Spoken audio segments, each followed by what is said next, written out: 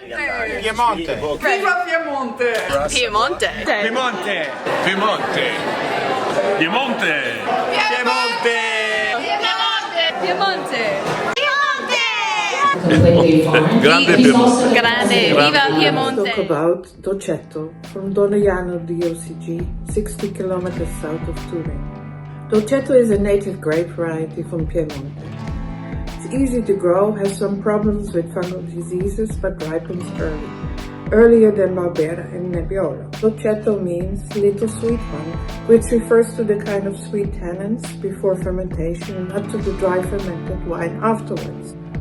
Depending on the level of extraction, you can talk about two styles of Dolcetto. Easy, fruity one.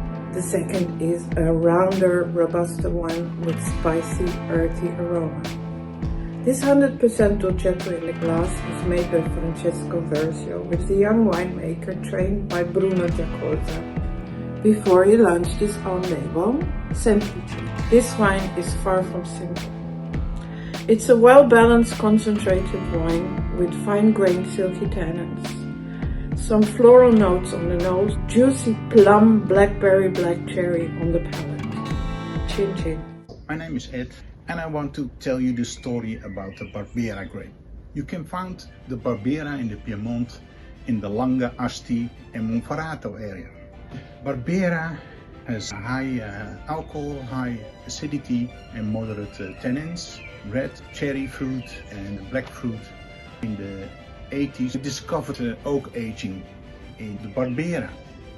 And you see that the style of Barbera depends for a great deal of the soil where it's grown. Even in Nizza, we have the most oak in the Barbera. You can see different styles. More scent, lower alcohol, higher acidity, so more elegance.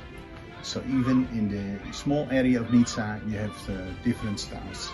So, and this is a Barbera Asti from 2011, a super marvelous wine. Chin chin. I'd like to tell you the tale of the Timorasso grape. We are in the southeastern part of Piedmont, in the province of Alessandria, and the DOC attached to it is called Colli Tortonesi, after the town Tortona, which once was called Dertona, which you might find on some labels.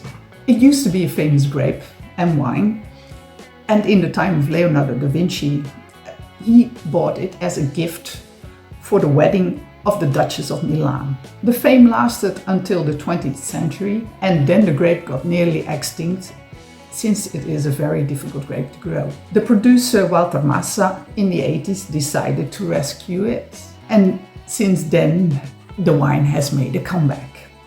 Why? Because it is an exceptional grape that with aging gives tones of petrol and hydrocarbons.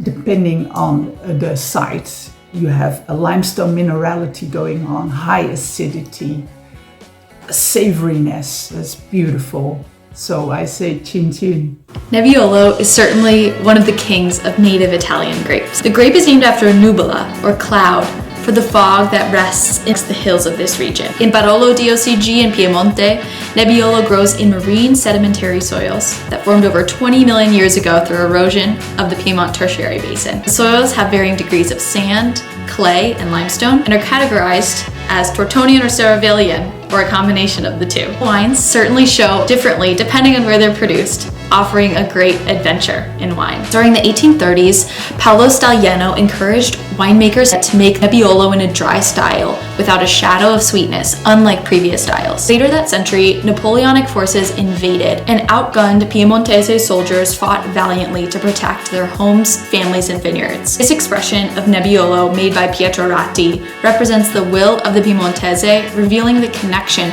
between this native grape and the region's own history and pride. I love these wines for their flavors of dried cherry and truffle, and firm tannins with high acidity, making them desirable for long aging. In these ways, Nebbiolo is a living trace of these regions' cultures for the innovation and adoration it has received over the centuries.